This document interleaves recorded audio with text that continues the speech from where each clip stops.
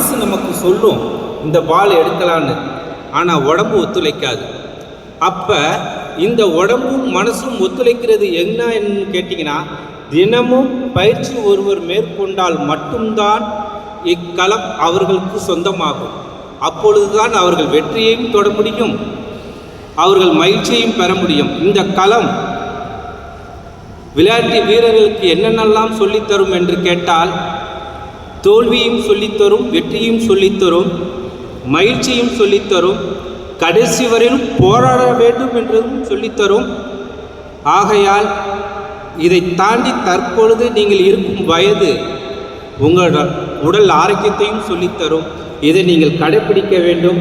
எனக்கு பேச அனுமதி அளித்த இக்கல்லூரிக்கு இதை இன்னும் மேற்கொண்டு இதை எனக்கு தெரிந்து இப்போ 6வது வருடம் உங்கள் மைண்டுக்கு எல்லாத்துக்கும் செட் ஆகிருக்கும்.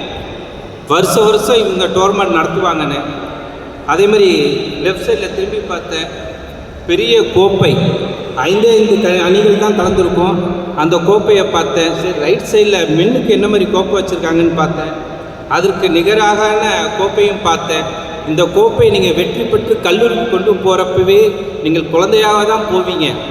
நாங்களும் ஜெயிச்சிட்டோம் பார்த்தில்ல அப்படின்னு. இதனால் நம்மளுக்கு ஏதாவது கிடைக்காதா அப்படின்னு. ஏனென்றால் அன்றும் நீங்கள் குழந்தையாக தான் இருப்பீர்கள். ஆனால் என் ஆசை நீங்கள் தொடர வேண்டும் என்றால் உங்கள் உடலை நீங்கள் எப்பொழுதும் ஆரோக்கியமாக வைத்து கொள்ள வேண்டும். இந்த விளையாட்டு உங்களுக்கு அழகாக சொல்லித்தரும், அன்பை சொல்லித்தரும். உங்களிடமிருந்து விடைபெறுகிறேன்.